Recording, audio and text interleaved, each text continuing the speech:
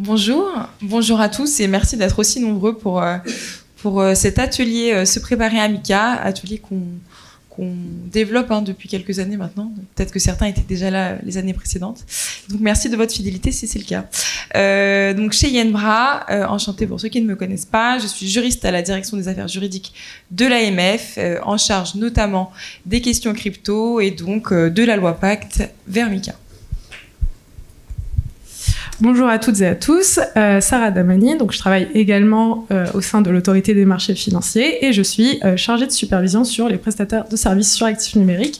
Donc concrètement, ça veut dire que quand vous déposez un dossier d'enregistrement ou d'agrément, il arrive chez moi ou chez un de mes collègues. Bonjour.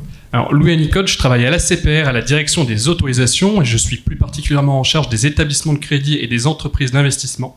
Donc, en ce qui concerne MICA, ce sera ce service qui sera en charge de réceptionner les dossiers pour les émetteurs d'ART, établissements de crédit ou autres statuts.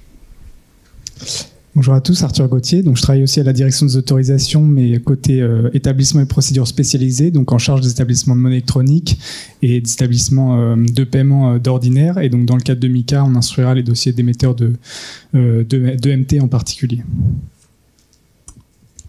Et bonjour à tous, donc Orlane Madjur, donc je travaille également à la CPR, mais au service contrôle bancaire, donc plus particulièrement au service des établissements spécialisés et notamment au pôle en charge du contrôle des établissements de paiement et de monnaie électronique. Donc dans le cadre de MICA, ce sera les établissements de monnaie électronique qui émettent des jetons de monnaie électronique et également les émetteurs d'ART.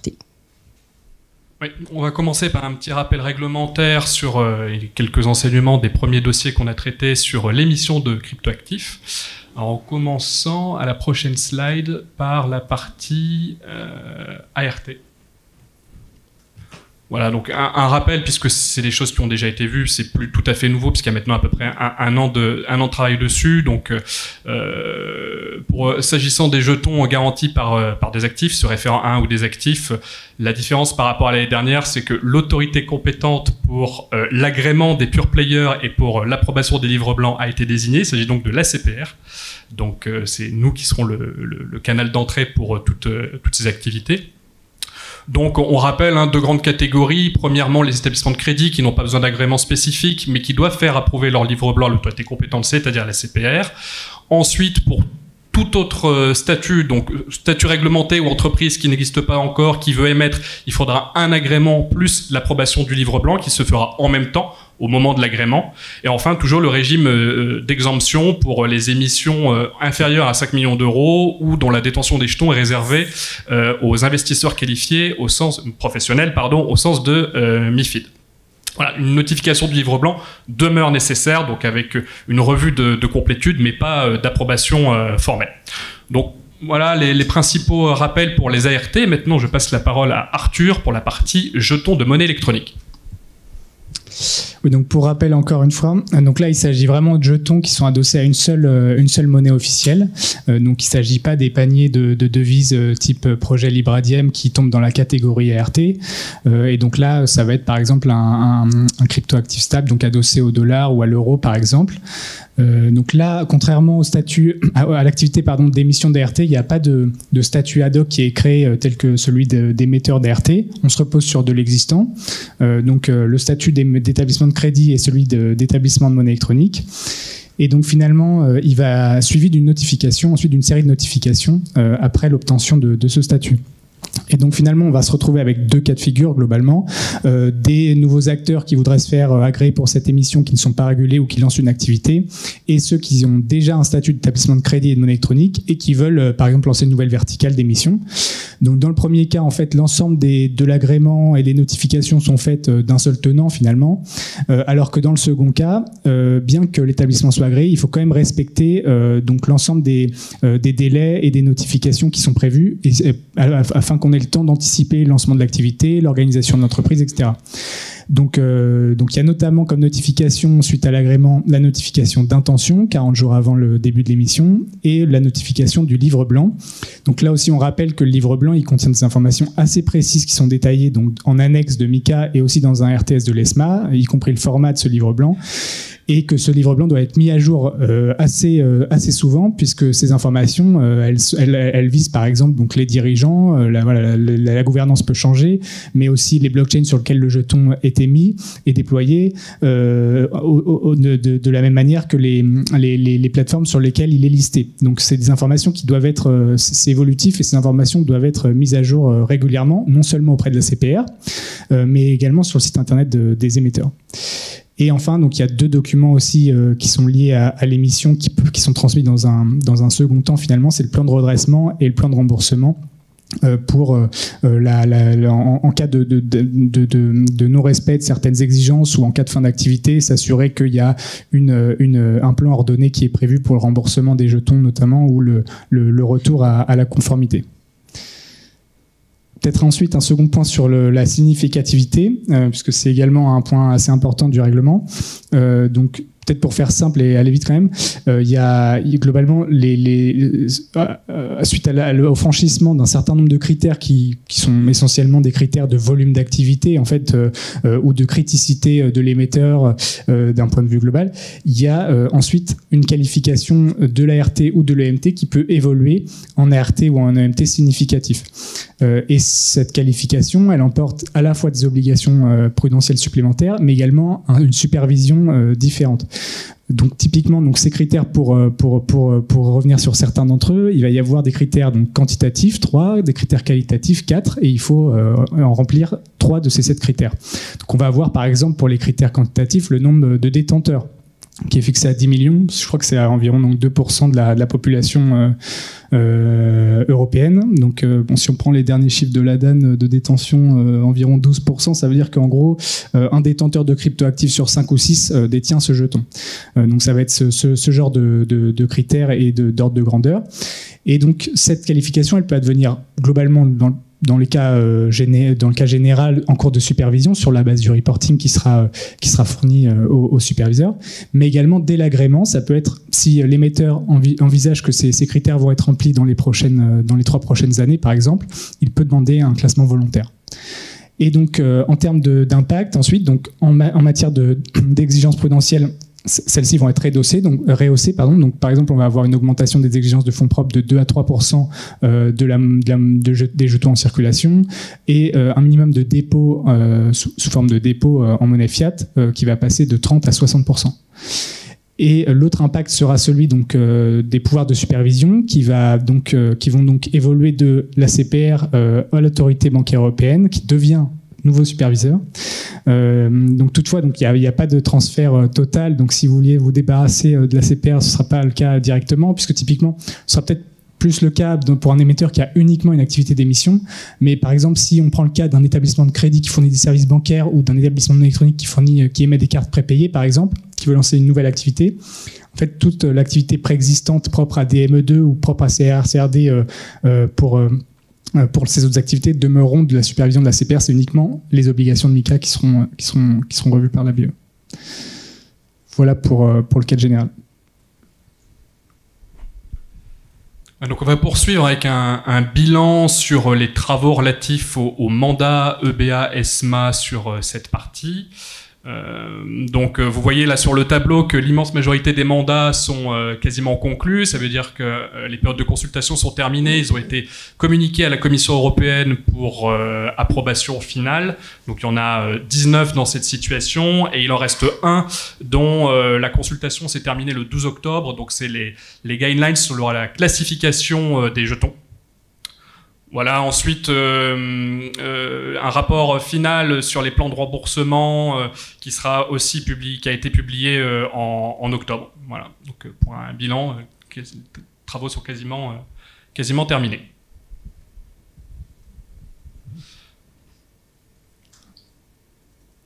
Alors ensuite, petit focus sur la partie agrément, donc pour les émetteurs d'ART pure player. Donc il y a un RTS et un ITS. Donc sur la liste des informations à fournir à l'appui de votre demande d'agrément et l'ITS pour la partie formulaire, qui ont été transmis à la Commission européenne. Ils sont encore en cours d'analyse, donc ils ne sont pas encore adoptés formellement. Mais côté ACPR, on a publié sur notre site le lien vers le draft RTS. Donc pour le moment, les projets qui seront analysés par nos services le seront sur la base de ce draft qui, comme son nom l'indique, pourra évoluer. Voilà.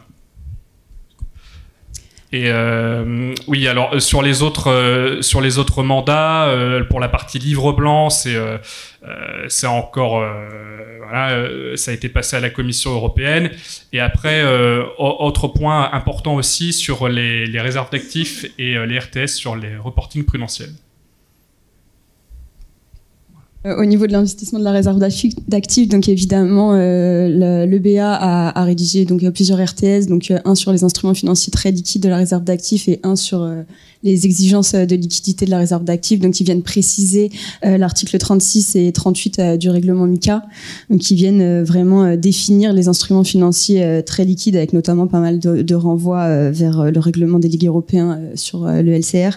Ils viennent également préciser comment sont valorisés les actifs qui font l'objet d'une couverture par des dérivés, les limites de concentration qui s'appliquent notamment par émetteur d'instruments financiers, donc 5, 10 et 25% de la valeur de marché de la réserve d'actifs en fonction de la nature du titre ou de l'instrument financier, et le mécanisme donc d'anticipation du dénouement du financement. Donc ça, c'est pour le premier, et le second vient plutôt préciser la maturité maximale applicable à la réserve d'actifs, les montants minimums de dépôt auprès des établissements de crédit, la qualité de crédit des contreparties des dépôts bancaires, et notamment aussi les limites de concentration par contrepartie.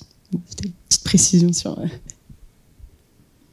Et le dernier point sur le reporting prudentiel, c'est aussi un point d'attention pour les émetteurs, mais aussi pour les prestataires de services sur cryptoactifs, puisqu'il y a un reporting prudentiel qui est prévu, donc avec autour de 2 RTS ITS. Donc le premier, en fait, il vient définir la manière de calculer les transactions comme moyen d'échange des ART et des EMT non européens, pardon. Et donc on va avoir une méthode de calcul qui précise comment ce reporting devra être fait, donc notamment, et qui servira, qui fera partie des informations que le superviseur aura pour déclencher des potentielles restrictions d'émissions prévues dans l'article 23 du règlement. Et donc cette méthode de calcul, globalement, elle dit quelques points importants de cette méthode sont le fait qu'il n'y a pas d'inclusion des transactions entre wallets non hébergés, et également qu'elle fonctionne donc par déduction du total du volume des transactions qui sont réalisées, donc en soustrayant les transactions qui sont faites avec des contreparties de cryptoactifs, d'instruments financiers et de fonds, par exemple. Et donc on conserve uniquement finalement les transactions dont l'émetteur a dont l'émetteur est sûr ou a des preuves en fait finalement par des prestataires de services sur cryptoactifs que ces transactions ont été faites pour d'autres transactions que l'achat de cryptoactifs, d'instruments financiers, enfin finalement de l'échange ou du paiement. Et donc finalement c'est l'ITS donc de l'EBA sur le reporting des ART des EMT qui vient établir ce template global de reporting que l'on va utiliser donc dès qu'il sera publié par la commission et avec donc les émetteurs qui sont agréés et les PSCA qui le seront également. Et donc on a des annexes donc qui viennent présenter donc pour une part le reporting de l'émetteur, pour l'autre part donc le reporting qui sera applicable pour les PSCA. Donc on a mis un extrait juste ici.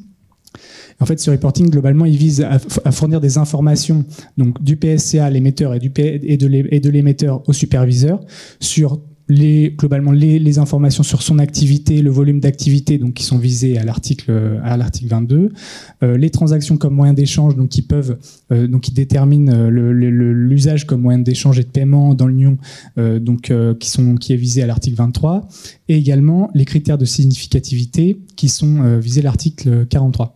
Et donc finalement, ce reporting global, il vient permettre aux superviseurs et à l'EBA d'avoir des informations sur l'ensemble de ces points qui peuvent ensuite entraîner des restrictions, des qualifications comme significatifs. Donc voilà. Et à noter que cet ITS, donc il est en train d'être complété dans une guideline dont la consultation vient de se terminer. Et en fait, cette guideline, globalement, elle complète juste l'ITS sur les critères de significativité, donc quantitatifs, sur les fonds propres, leur composition, leur montant, et les exigences prudentielles. Et finalement, c'est cette version consolidée qui sera retenue et que l'on utilisera prochainement.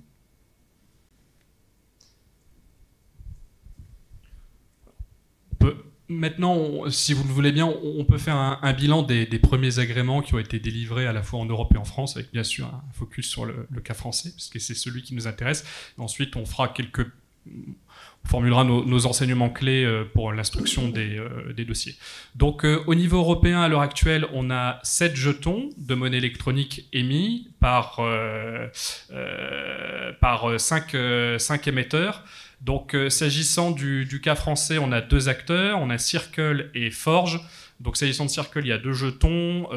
L'Euro C, l'encours, donc c'est à date parce que ça évolue régulièrement, de 73 millions d'euros, et l'USDC de 32 milliards.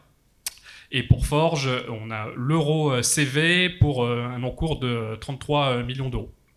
Donc ça, c'est pour enseignement aussi, pardon. Ce sont principalement des établissements de monnaie électronique qui ont émis. Alors au niveau de l'Union européenne, on a aussi un établissement de crédit, Banking Circle. Et donc c'est le statut qui est préféré pour l'émission de jetons de monnaie électronique.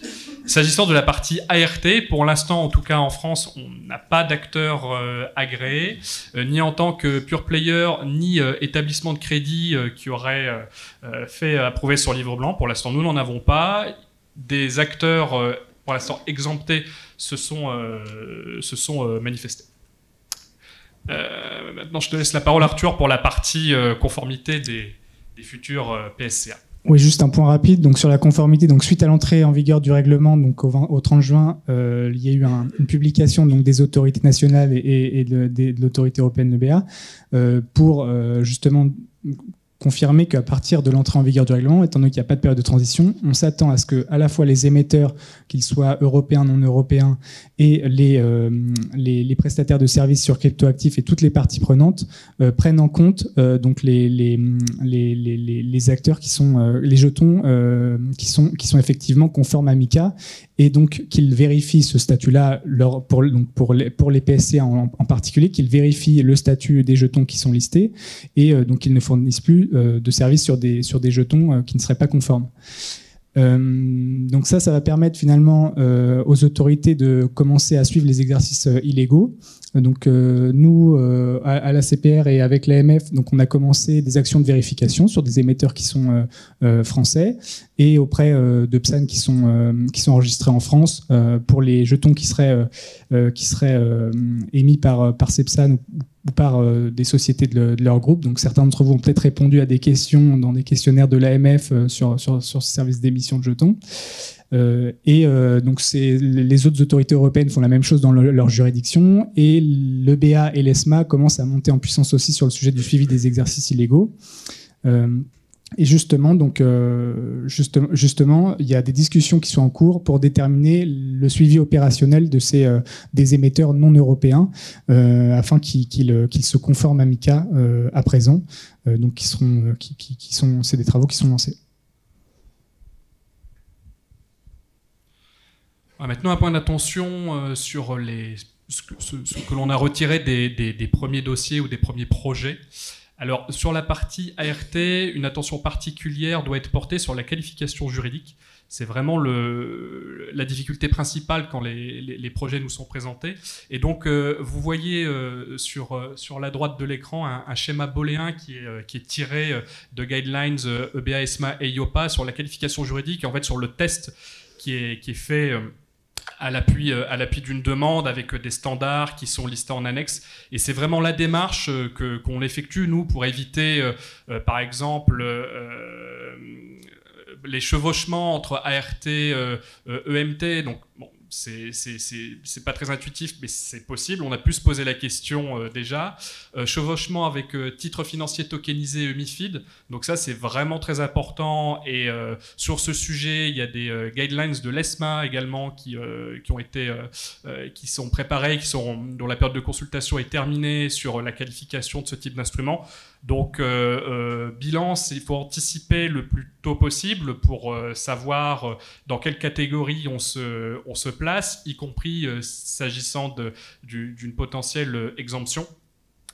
Donc voilà le principal enseignement pour la catégorie ART. Et donc sur la partie titres financiers, effectivement, quand on a des sous-jacents qui sont faciles à comprendre, obligations, instruments du marché monétaire, ça peut paraître évident. Parfois, quand on a des références à des dérivés ou des contrats un petit peu plus complexes, les chevauchements peuvent être plus délicats.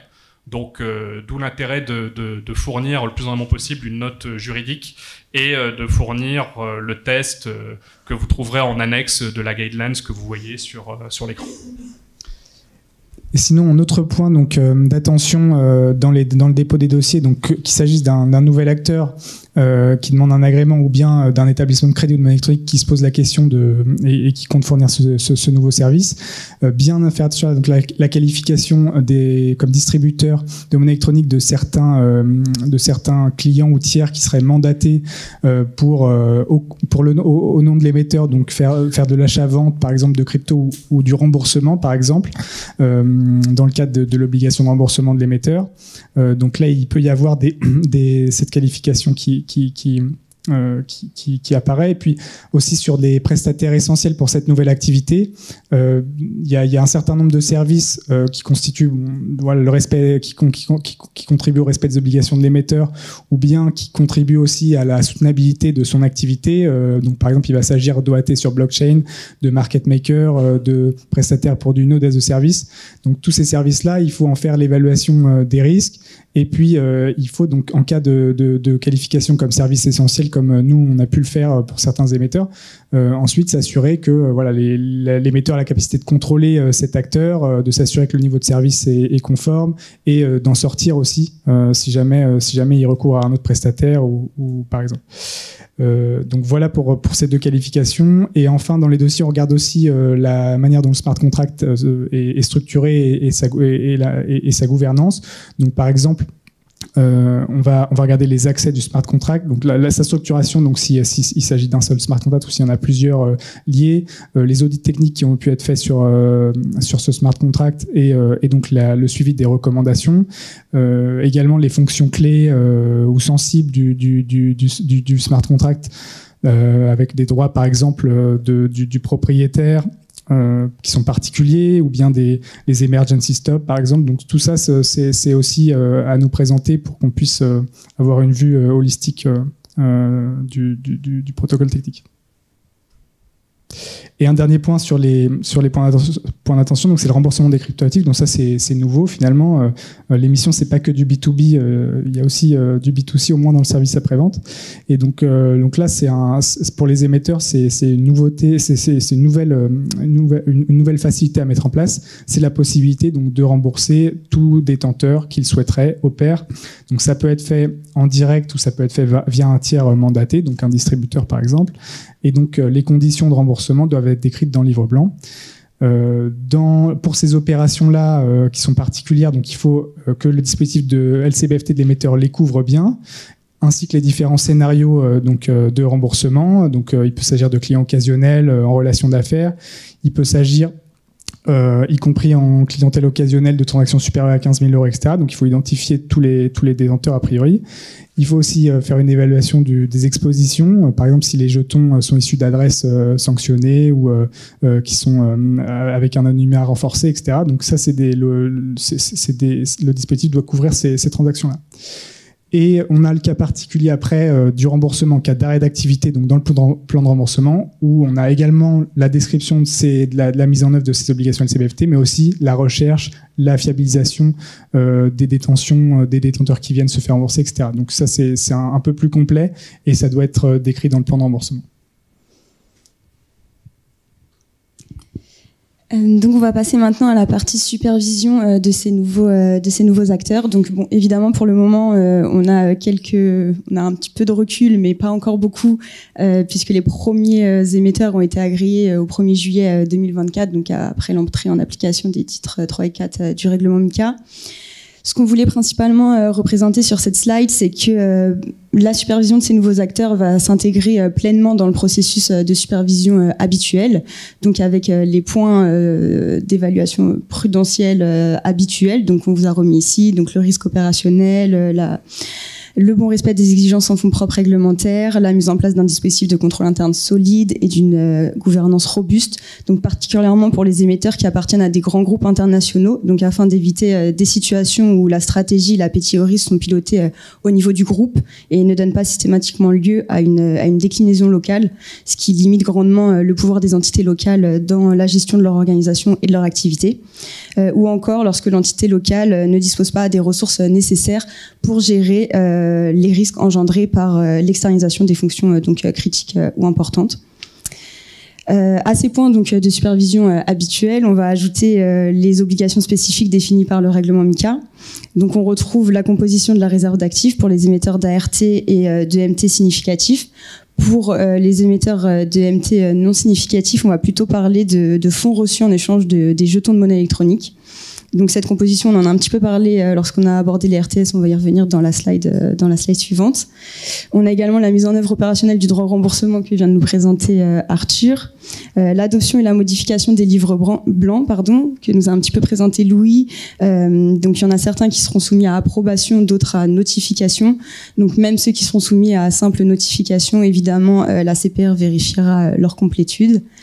Et enfin, la revue des plans de redressement et de remboursement. Donc pour le coup, cette obligation s'applique bien à tous les émetteurs. Ce sont des plans qui sont à fournir dans les 6 mois, donc à compter de la date d'agrément ou de la date d'approbation du livre blanc ou de l'offre publique admission à la négociation en fonction du statut de l'émetteur. Alors pour faire un focus un petit peu plus particulier sur le risque de liquidité, une attention particulière sera portée à la gestion de ce dernier, qui est associé très étroitement au droit au remboursement permanent dont bénéficient les détenteurs. Donc 2 possibilités sous MiCA en fonction du statut de l'émetteur. La mise en place d'une réserve d'actifs pour les émetteurs d'ART significatifs et de MT significatifs, et une obligation de cantonner les fonds reçus de la clientèle pour les émetteurs de MT. Donc pour les émetteurs de MT, MiCA renvoie directement à la directive sur la monnaie électronique, donc 100% des fonds de la clientèle doivent être protégés, et précise qu'au moins 30% des fonds reçus sont toujours déposés sur un compte ségrégué auprès d'un établissement de crédit. D'ailleurs, les établissements de crédit qui sont les seuls conservateurs possibles pour les émetteurs de MT. Le reste peut être investi dans des instruments financiers sous réserve qu'ils respectent certaines conditions de liquidité et qu'ils soient exposés à des risques de marché, de crédit et de concentration très faibles. Concernant les émetteurs d'ART, là, MiCA prévoit un petit peu plus de complexité, mais toujours dans cette logique d'assurer une liquidité des actifs importante afin d'assurer un remboursement rapide des jetons sur demande et à tout moment. Donc, ils sont soumis à l'obligation de disposer d'une réserve d'actifs qui peut être conservée par différents conservateurs, donc soit un PSCA, donc un prestataire de services sur cryptoactifs qui assure la conservation et l'administration de cryptoactifs pour le compte de clients. Donc ça, c'est lorsque les actifs de réserve prennent la forme de cryptoactifs, ou une entreprise d'investissement qui fournit le service auxiliaire de conservation et d'administration d'instruments financiers pour le compte de clients, donc lorsque les actifs de réserve prennent la forme d'instruments financiers, ou un établissement de crédit pour toutes les autres formes d'actifs et également les instruments financiers. Donc le montant de la réserve correspond au moins à la valeur de marché des actifs référencés, plus marge, donc on vous a mis ici marge puisque le règlement prévoit d'inclure une surcollatéralisation, afin d'atténuer le risque de marché dans la réserve d'actifs, donc les différences de variation de la valeur de marché entre la réserve d'actifs et les actifs référencés. Et la nature de la réserve donc comprend des dépôts auprès d'un établissement de crédit, plus les autres actifs qui peuvent être investis également. À noter que pour les actifs référencés en monnaie officielle, le montant des dépôts minimum est de 30% du montant de référence dans chaque monnaie officielle. Donc, comme on l'a un petit peu abordé lorsqu'on a présenté le RTS aussi, Cette réserve doit respecter pas mal d'obligations dans sa composition. Donc, elle doit être composée d'au moins 20% d'actifs dont la maturité est inférieure à 1 jour, au moins 30% d'actifs dont la maturité est inférieure à 5 jours. Au niveau des dépôts bancaires, elle doit également respecter des limites de concentration par contrepartie qui dépendent de la taille de l'établissement de crédit conservateur. Donc, par exemple, s'il est considéré comme un établissement d'importance systémique ou pas, le montant déposé auprès de ces conservateurs varie. Et enfin, donc les investissements en instruments financiers doivent respecter des conditions de liquidité strictes, toujours dans l'objectif de faire en sorte que le montant de la réserve d'actifs atteigne à tout moment la valeur de marché de l'actif référencé en cas de demande de remboursement. Des exigences supplémentaires pour les émetteurs de jetons significatifs, donc la mise en œuvre d'une politique et de procédures en matière de gestion de liquidité, la réalisation de simulations de crise de liquidité, et on vous a pas mis ici, mais également le passage du dépôt minimum qui est de 30% à 60% du montant de référence dans chaque monnaie officielle, et également un passage des seuils de maturité qui sont à 40 et 60%. Donc 40 pour les actifs dont la maturité est inférieure à 1 jour et 60 pour les actifs dont la maturité est inférieure à 5 jours. Et ensuite, on va passer au reporting comptable et prudentiel. Donc, concernant ces reportings, les émetteurs seront soumis en fonction de leur statut au reporting déjà existant. Donc, on vous a mis ici en bleu foncé. Donc, c'est une liste non exhaustive, hein. Ça dépend vraiment du statut de l'émetteur. Donc, pour les émetteurs de MT, s'ils sont établissements non électroniques ou établissements de crédit, par exemple, et ils seront également donc assujettis au reporting spécifique MiCA, donc dont nous a un petit peu présenté Arthur avec les RTS sur les reportings qui seront mis en place prochainement. Pour l'instant, dans l'attente de l'adoption finale de ces reportings, la CPR a mis en place des reportings transitoires avec les acteurs déjà agréés. Et on vous a ajouté une petite phrase, c'est un point sur lequel on insiste assez souvent, c'est que ces remises réglementaires constituent vraiment la première source d'information pour les services de contrôle. Donc on fait très attention à ce qu'elles soient complètes et remises dans les temps. Je pense qu'on va passer la parole à nos collègues de l'AMF. Merci beaucoup à mes collègues de la CPR pour ce focus sur un pan très important de MiCA. Peut-être un autre pan donc qui va être abordé ici concernant MiCA et qui concerne particulièrement l'agrément en tant que prestataire de services sur cryptoactifs, hein, la nouveauté, une des nouveautés en tout cas de ce règlement, et plus particulièrement un focus sur la transition tant au niveau juridique qu'opérationnel.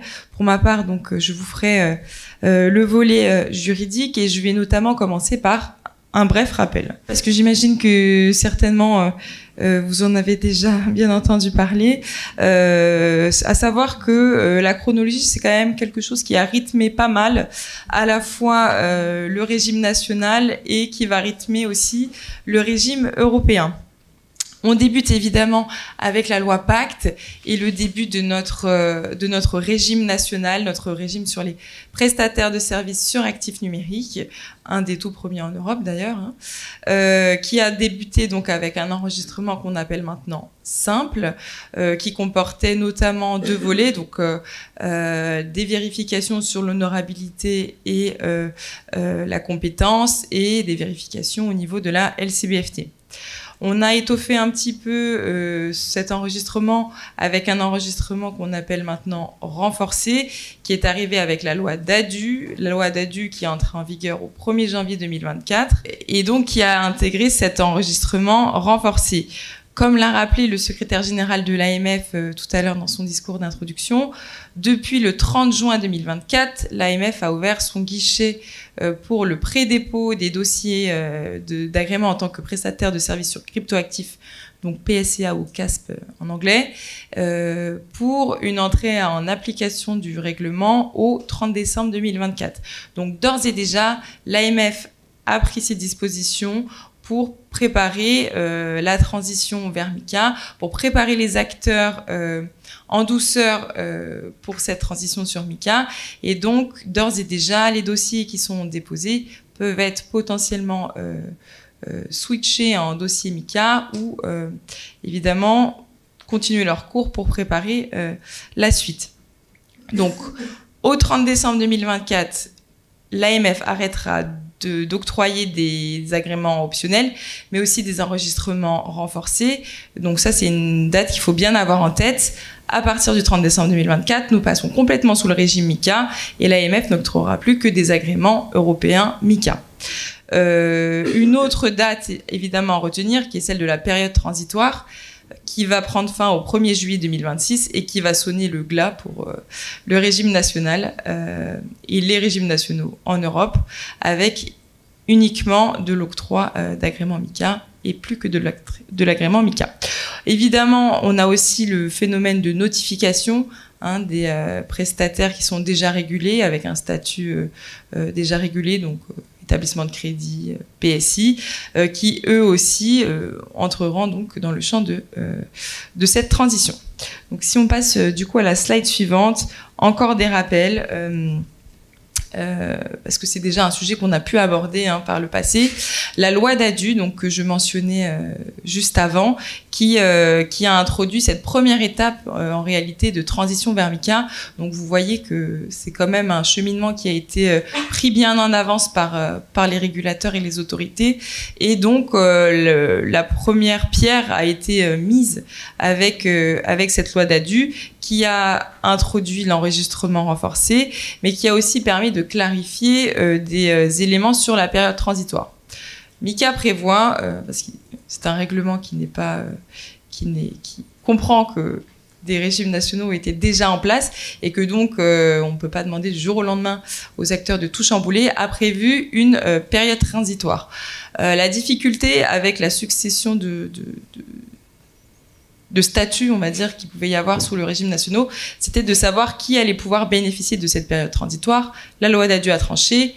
Nous avons les PSAN enregistrés, simples ou renforcés, les PSAN qui sont agréés de façon optionnelle et les PSAN qui fournissaient des services 5, c'est-à-dire des services de conseil, des services de gestion, etc., qui, eux, n'avaient pas besoin d'enregistrement renforcé et qui, donc, s'ils ont commencé leurs activités avant le 30 décembre 2024, ce qui pose d'ailleurs certaines questions, je pense, assez pertinentes pour les conseillers en investissement qui faisaient du conseil sur crypto. Donc, tous ces acteurs peuvent bénéficier de la période transitoire et donc étaler leurs activités sous le régime national jusqu'au 1er juillet 2026. Comme je le disais, à la fin du 1er juillet 2026, ça sera terminé. Donc si on passe à la slide suivante, encore un schéma pour bien acter la superposition de régimes et donc voir les différents acteurs que je viens de vous mentionner.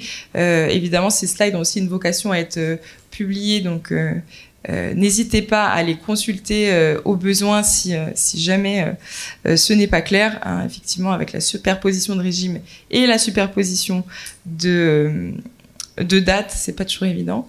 À retenir donc qu'à partir de décembre 2024, nous commencerons les agréments PSCA jusque donc pour la fin du régime national. À savoir aussi, donc un autre point qui est important, c'est que la loi Dadu a prévu une habilitation à procéder par ordonnance pour deux sujets qui sont très importants. Le premier sujet était celui de l'adaptation, notamment du code monétaire-financier, mais aussi des autres code législatif français. Évidemment, même si le règlement est d'application directe, il y avait évidemment besoin d'un travail d'adaptation de notre droit français, aussi bien pour retirer des choses que pour les adapter, notamment dans le code monétaire et financier, mais aussi dans d'autres pans du droit. Un autre point qui était important, c'est que le règlement prévoit des pouvoirs ou des possibilités qui sont offertes aux autorités nationales compétentes, à savoir qu'en France, il y a une dualité d'autorités, notamment avec l'AMF et la CPR, et donc il était important pour la pérennité et la suite du régime de pouvoir bien séparer les compétences de chacun, et donc c'est ce que prévoit Dadu dans cette habilitation à procéder par ordonnance. Donc l'ordonnance MiCA qui devrait bientôt être publiée. L'habilitation était limitée dans le temps, donc normalement on devrait arriver bientôt à échéance. Projet qui est évidemment à la main du gouvernement et notamment de la Direction générale du Trésor. Donc je ne vais pas pouvoir rentrer dans des détails très poussés sur ce que contient cette ordonnance, mais je peux vous donner quand même quelques grands axes en avant-première. Mais je vous invite évidemment à consulter l'ordonnance une fois qu'elle sera publiée, et on espère très bientôt. Un premier objectif, évidemment, c'est d'adapter la sémantique. Notre régime national a pris des options de vocabulaire qu'il est important de mettre à niveau, on va dire, avec le règlement MiCA, notamment sur des termes comme les actifs numériques, hein, qui sont le cœur du régime PSAN. Maintenant qu'on va devoir appeler des cryptoactifs, on passe de PSAN à PSCA. On ne parle plus de DIP ou de dispositif d'enregistrement électronique partagé, mais maintenant on va parler de DLT. Donc toute une sémantique qu'il convenait d'adapter et que l'ordonnance MiCA a vocation à faire. Un autre point qui était important, c'était d'harmoniser le régime français avec le régime de droit européen. Notamment un volet que nous n'avions pas sous le régime français, c'est tout ce qui est abus de marché. Donc c'était important dans l'ordonnance de prévoir ce nouveau volet et donc d'adapter les dispositions sur le sujet. Comme j'ai déjà précisé, l'ordonnance viendra également clarifier la répartition des compétences entre la CPR et l'AMF, hein, qui devrait normalement reprendre un petit peu les compétences naturelles des deux régulateurs, mais aussi mettre en conformité le droit français sur le volet de la période transitoire. On va avoir une période transitoire qui va être un petit peu spécifique, puisqu'on va avoir ce cumul de régimes entre le régime PSAN et le régime des prestataires de services sur cryptoactifs. Donc il était important de pouvoir conserver pendant la période transitoire toutes les dispositions qui étaient relatives au PSAN et en même temps d'introduire celles qui sont relatives aux prestataires de cryptoactifs. Donc on va avoir cette dualité de régime qui va s'opérer dans le Code monétaire et financier, et donc l'ordonnance a notamment pour but d'arranger au mieux les deux choses. Évidemment, un dernier point qui est celui de renforcer l'attractivité du régime français en adaptant d'autres pans du droit auquel on ne pense pas de façon évidente, peut-être en termes de nantissement ou de droit patrimonial. Donc voilà, l'ordonnance viendra clarifier tout ça, donc comme je vous le disais, n'hésitez pas à la consulter quand elle sort. De notre côté AMF, il était important aussi qu'on clarifie notre doctrine et notre règlement général. Donc c'est un travail qu'on a d'ores et déjà mené avec une proposition de modification du règlement général, de l'instruction 2019-23 qui concernait le dossier d'enregistrement, de l'ordonnance 2019-24 sur la cybersécurité et évidemment notre Q&A PSAN. On va adopter une mécanique en deux temps, comme je vous l'expliquais, avec des dispositions qui vont perdurer pendant la période transitoire pour les PSAN et des nouvelles dispositions sur les PSCA. À la fin de la période transitoire, on prévoit également de supprimer tout ce qui aura trait au PSAN. On a aussi quelques clarifications sur la procédure simplifiée qui s'applique donc aux PSAN qui sont enregistrés de façon renforcée et aux PSAN qui sont agréés de façon optionnelle. On a mené une consultation restreinte en juillet et août, et je remercie d'ailleurs à tous ceux qui ont participé, et donc on attend évidemment la publication de l'ordonnance MiCA pour que notre collège puisse se prononcer sur ces propositions. Un dernier point donc, qui est sur la période transitoire. L'objectif, comme je vous l'ai expliqué, c'est bien que les acteurs puissent se préparer avec quand même une transition qu'on a voulu essayer d'être douce, à savoir que la France a pris l'option d'avoir une période transitoire maximum qui était de 18 mois. Hein. Je rappelle que certains pays en Europe ont décidé d'avoir une période transitoire plus courte, et donc c'est une option que nous avons prise et que nous avons affirmée pour le bien de l'écosystème. Évidemment, cette période transitoire et la possibilité de continuer les services en France ne concerne que notre territoire. Donc il revient évidemment à chaque PSAN, s'il souhaite exercer en dehors de France, de se renseigner sur les législations européennes ou étrangères, et évidemment s'il souhaite exercer à l'étranger, il faut aussi, en Europe en tout cas, il faut aussi se poser la question de l'agrément MiCA. Donc évidemment, pendant cette période, l'acteur peut continuer la période transitoire peut continuer ses activités à condition qu'elle ne change pas, qu'elle soit conforme à l'enregistrement qui a été donné. Toute modification, évidemment, des activités ou du statut devra faire l'objet d'une notification à l'AMF et éventuellement pourra amener à une demande d'agrément MICA. Donc, pas d'extension de service qui sera accordée après le 30 décembre 2024. La possibilité d'ores et déjà de basculer en agrément MICA si vous avez déposé un dossier PSAN. Et évidemment, un des apports de l'agrément MICA, c'est notamment le passeport. J'en ai fini, donc je passe sur le volet opérationnel avec Sarah. Merci beaucoup. Merci à mes collègues pour leurs interventions très denses en informations. Pour ma partie, comme l'indiquait Cheyenne, je vais plus m'attarder sur l'aspect opérationnel. Et ce faisant, nous avons pris le parti de ne pas nous attarder sur le contenu de ce qui est attendu dans MICA pour les PSCA. Ça, vous l'avez présenté l'année dernière, vous pouvez retrouver bien sûr les slides sur le site de l'AMF. Par ailleurs, vous pourrez trouver des dossiers thématiques très complets et très bien rédigés sur le site de l'AMF qui feront état de ce qui est attendu dans les différentes procédures. Donc mon intervention elle va être plus méta, c'est-à-dire que je vais essayer de revenir sur les procédures, sur la façon dont au sein de l'équipe SAN, future équipe PSA de l'AMF, on traite vos dossiers, ce qui est attendu.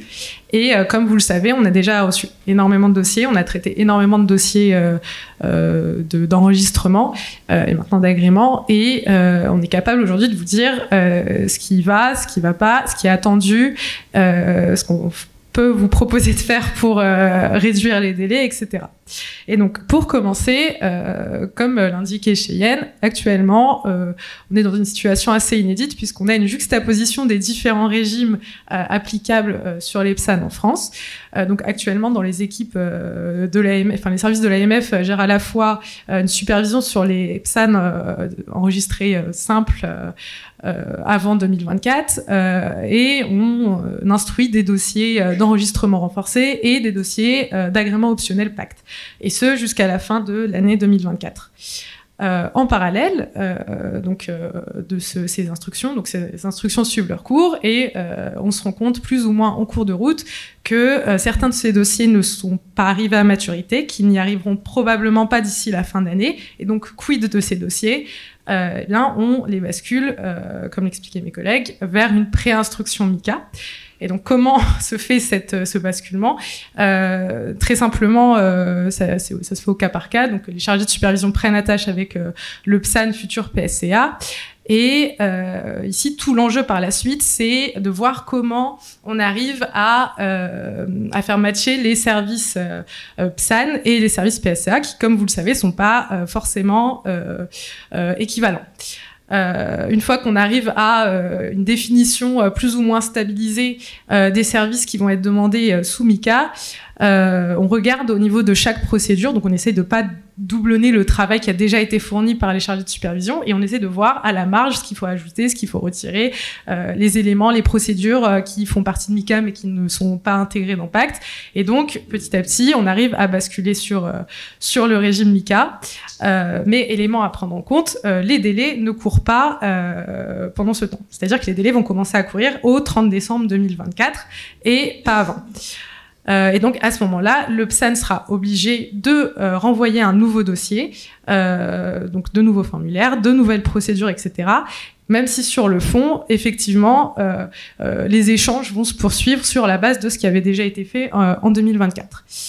Alors, il y a un élément très important sur ce slide, en fin de slide, qui je pense est peut-être l'élément central ici, à bien avoir en tête, c'est que si vous êtes un PSAN, que vous allez devenir PSCA en 2025, à partir de ce moment-là, si vous traitez notamment avec des sous-conservateurs qui, eux, ne sont pas PSCA, vous devrez arrêter vous ne pourrez plus vous servir de ces sous-conservateurs sous le régime MICA.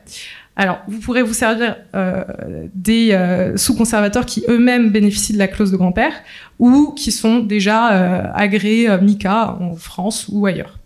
Mais ça, c'est un élément à vraiment avoir en tête. Donc, slide suivante, s'il vous plaît. Alors, on a essayé ici de schématiser au maximum, pour une bonne compréhension, la procédure dans laquelle pourraient rentrer les PSCA. Donc, vous avez 3 catégories de PSCA. La première, ce serait de prestataires qui souhaiteraient fournir des prestations sur cryptoactifs. Donc tout d'abord, vous pouvez avoir des entités financières qui sont mentionnées à l'article 60 de MiCA. Donc soit vous êtes un établissement de crédit et du coup vous bénéficiez de la procédure de notification, soit vous ne l'êtes pas, mais vous fournissez des services équivalents à MiCA et donc vous bénéficiez de cette procédure de notification. Et si ce n'est pas le cas, alors vous tombez dans la procédure habituelle, normale, de demande d'agrément en tant que PSCA. Tout comme tout nouveau prestataire qui souhaiterait fournir ce type de service tomberait dans cette case également.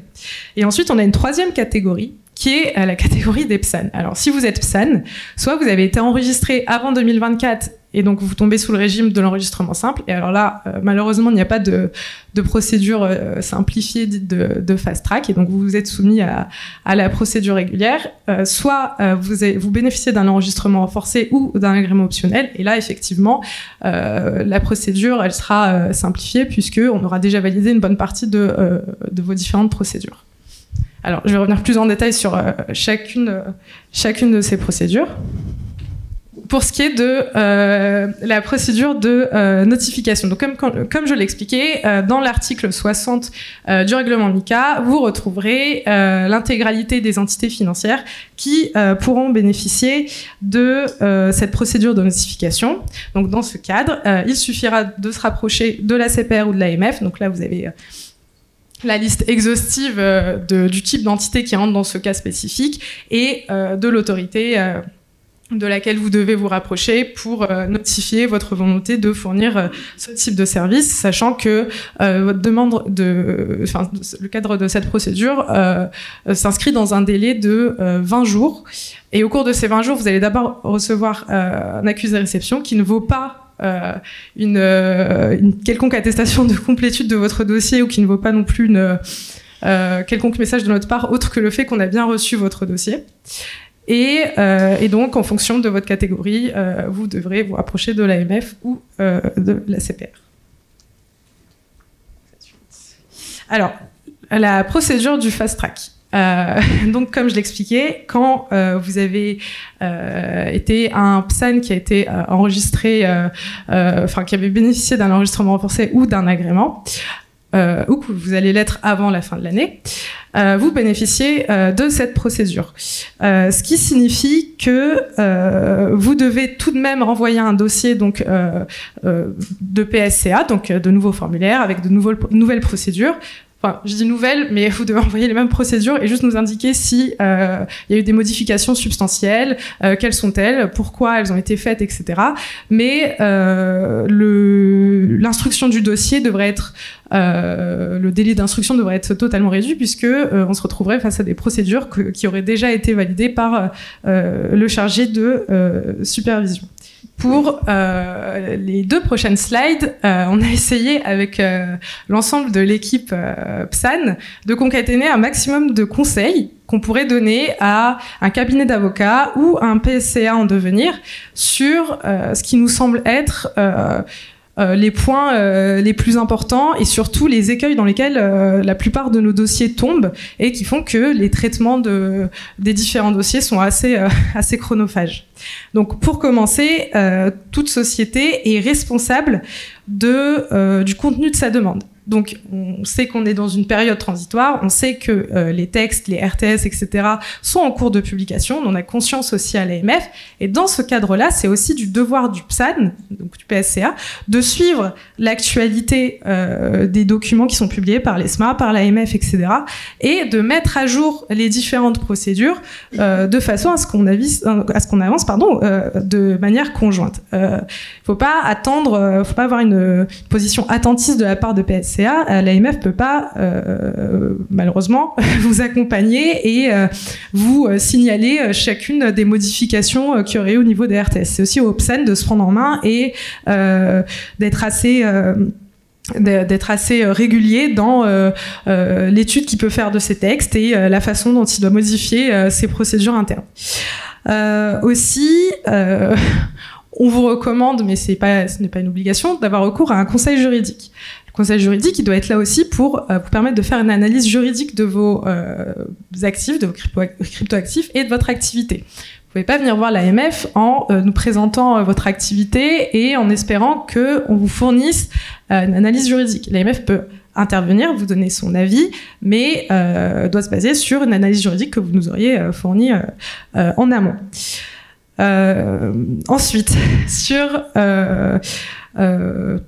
les différentes mesures organisationnelles, etc. Je ne sais pas s'il y a des PSAN dans la salle, mais en tout cas, certains d'entre vous ont pu peut-être constater qu'on a des échanges de plus en plus intenses sur la substance économique du PSAN, donc futur PSCA, en France. C'est-à-dire en fonction du nombre de clients que vous avez, en fonction de votre activité, du risque qu'elle comporte, de la trajectoire que vous prévoyez dans les prochaines années. Concrètement, quels sont les moyens techniques et les moyens humains que vous avez mis en place? On ne peut pas avoir un PSAN qui propose de venir s'installer en France, qui ne nous présente que 2 ou 3 ETP et qui a déjà, je ne sais pas, plus de 100 000 clients. Ça, c'est pas concevable. Par ailleurs, je m'attarde un peu sur le point parce que c'est vraiment un point saillant de nos procédures et de nos instructions.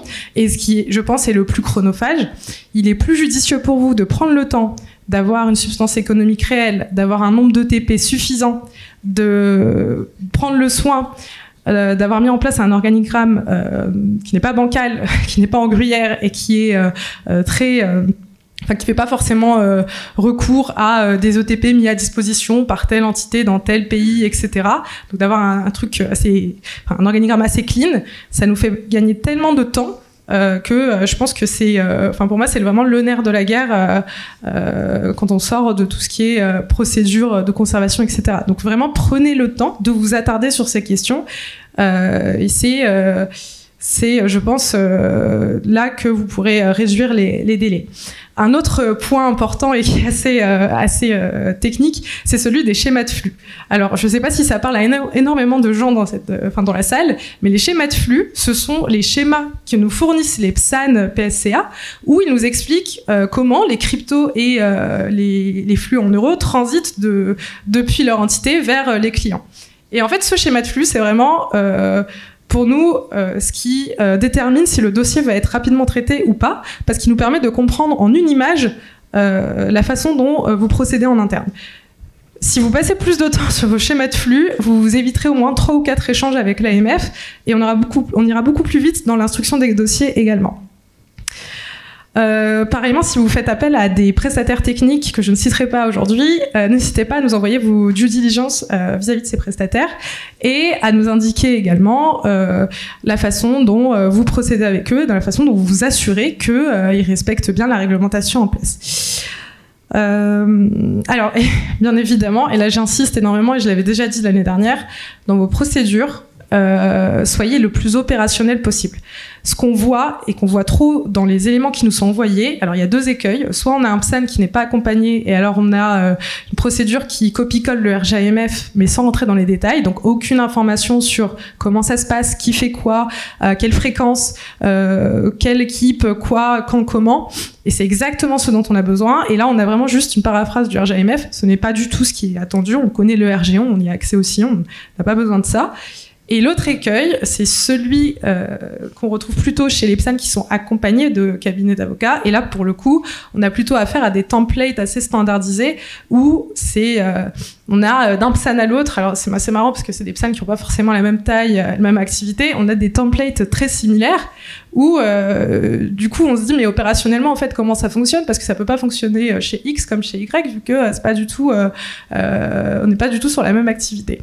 Donc ça, pour les PSAN qui passeraient, plutôt pour les cabinets d'avocats, en fait, éviter les templates standardisés, ça aussi, nous, ça nous démontre juste que ce n'est pas opérationnel, ça n'a pas été fait par le PSAN, donc ce n'est pas mis en place. Et donc, n'oubliez pas aussi qu'avec MiCA, on va arriver sur des contrôles sur place. Lors de contrôles sur place, on se rendra compte que les procédures n'ont pas été respectées. Donc ça, c'est un élément aussi à garder en tête. Donc, comme je le disais, je ne vais pas revenir en détail, mais comme je le disais, être très lucide sur le niveau de préparation. Je sais que quand on est entrepreneur, on a tendance à croire en son projet, etc. Ça peut être contre-intuitif de relativiser son projet par rapport aux attentes du règlement MiCA, par exemple. Mais il est important de se rendre compte de la capacité de son entreprise à faire face aux attentes du règlement. Que ce soit financier, sur le volet fonds propres, que ce soit sur les moyens, sur le volet cybersécurité sur lequel je reviendrai. Faites ce bilan avant de nous envoyer un dossier. Ça sert à rien d'envoyer un dossier, de payer des frais d'avocat pour que, in fine, l'AMF vous annonce que ça va pas être possible de passer sous MiCA. Sur des cas plus spécifiques, je sais aussi qu'au cours de l'année 2024, 2023 aussi par ailleurs, énormément de PSAN ont fait l'objet d'un contrôle sur place de la CPR. Si ça a été le cas et qu'il vous a été demandé un plan de remédiation, il est inutile de déposer un dossier MiCA tant que le plan de remédiation n'a pas été validé par la CPR. Pareillement sur les systèmes d'information, il est inutile de venir voir l'AMF avec un système d'information qui serait en cours de développement. On veut un produit fini qui a passé par ailleurs un audit. Et je pense que j'ai fait le tour des éléments clés. Donc ici, très rapidement, j'ai repris la frise très claire de Cheyenne qui montre qu'on a une superposition des régimes. Je ne vais pas revenir en détail sur ce qui a été dit, mais en substance, ce qui est important ici, c'est le fait que si en 2025, nos services vont se concentrer sur l'instruction de dossiers, fin 2025, on commence donc les contrôles sur place et la supervision. C'est-à-dire que les PSAN verront des équipes de l'AMF arriver dans leurs locaux et vérifier si les procédures qui ont été présentées lors des demandes d'agrément sont respectées, sont mises en place, sont opérationnelles. Et ça peut donner suite à... alors ça dépend des conclusions des contrôles sur place, mais ça peut aller jusqu'à une radiation du PSAN si les procédures qui ont été présentées ne sont pas respectées. Sur le volet cybersécurité, qui est un peu le volet qui intéresse beaucoup les PSAN en ce moment. Donc la cybersécurité, au-delà de l'aspect réglementaire, etc., quand on est PSAN, futur PSCA, c'est un enjeu clé de votre activité. Pour la pérennité de votre entreprise, vous avez tout intérêt à investir dans les aspects cyber. Une fois que cela est dit, sur le volet audit PACI, donc en tant que PSAN, je vous conseillerais bien sûr de lire les RTS MiCA, mais je vous conseillerais également comme vous le savez, MiCA renvoie à DORA, de lire les RTS DORA, d'en prendre connaissance et d'évaluer, en termes de moyens techniques, combien s'élève le coût, l'investissement que votre entreprise devra dédier au volet cybersécurité. Par ailleurs, sur l'audit qui va nous être fourni, qui nous est fourni parfois, une des questions qui revient le plus souvent, c'est de savoir est-ce que, quand un audit est fait, en général, les recommandations et les lacunes qui sont mises en avant sont parfois assez nombreuses. On a rarement un audit PACI ou un audit tout court qui dit que tout va bien. On en a conscience. Et en fait, l'enjeu ici pour le PSAN, le PSCA, c'est de nous indiquer la démarche à suivre, le plan de remédiation qui est proposé, l'engagement qui est pris par le PSAN, le cas échéant. Et sauf si votre audit PACI effectivement explique que c'est une catastrophe et que ça va pas du tout, bon, là on aura un problème. Mais si ce n'est pas le cas, qu'on part d'un bon niveau en termes de système d'information et que l'audit PACI vous fait des recommandations que vous vous engagez à respecter, ça on est tout à fait côté AMF, on est tout à fait prêt à agréer des PSCA dans cette situation. Dans les bonnes pratiques, les préconisations, je pense que la plus importante, outre le fait de regarder les RTS bien évidemment, c'est d'envoyer votre lettre de mission à l'AMF. On a un expert cyber dédié qui peut procéder à la relecture de cette lettre de mission et vous indiquer si le périmètre proposé est en adéquation avec les attentes de l'AMF. Et donc, je vais terminer là-dessus. Une des craintes, je pense, de certains PSAN, c'est le fait qu'ici, le cadre est donc européen. Donc, ça a un avantage. Vous bénéficiez d'un passeport européen, mais ça a aussi des inconvénients. Et notamment, ça peut éveiller certaines craintes de la part de PSAN. Et donc, savoir en termes de convergence des standards attendus, est-ce que on a plutôt intérêt d'aller dans tel ou tel pays plutôt qu'en France pour se faire agréer MiCA? Eh bien non, parce que l'ESMA a à cœur de converger vers des attentes harmonisées au niveau des différentes NCA. Et comment? Eh bien, à travers la préparation d'un supervisory briefing, c'est-à-dire des guidelines qui sont à destination des NCA, également par la pression qui est opérée même entre NCA où on s'informe mutuellement des différentes demandes qui sont exercées par tel ou tel PSCA. Donc on sait quand les démarches sont multiples et se font auprès de plusieurs NCA. Et par ailleurs, pour les plus grands, les PSAN les plus importants, les plus grands groupes, etc., ces PSAN auront vocation à bien sûr être présentés au sein du collège de l'AMF pour agrément, mais également à faire l'objet d'une présentation auprès d'un collège ESMA. Ça, auprès d'un collège ESMA qui serait composé de la plupart des autorités, qui serait composé des autorités européennes membres de l'ESMA. Et donc, juste pour terminer sur la reverse solicitation, l'AMF a été plutôt tolérante de cette pratique jusqu'à présent, enfin tolérante en essayant d'expliquer aux PSAN qu'il fallait passer un enregistrement. Aujourd'hui, c'est plus du tout une pratique qui est tolérée, bien au contraire avec MiCA. Et donc là-dessus, on vous alerte sur le fait que ce n'est pas un business model viable sous le régime MiCA. Juste sur la dernière slide, on vous a mis le lien les liens des différents sites internet où vous retrouverez des informations plus, j'ai envie de dire, sur le contenu de ce qui est attendu dans MiCA. N'hésitez pas à aller voir ce qu'il y a et n'hésitez pas également à, une fois que vos dossiers sont assez mûrs, vous rapprocher de l'AMF si vous avez des questions plus techniques et plus complexes. Je vous remercie.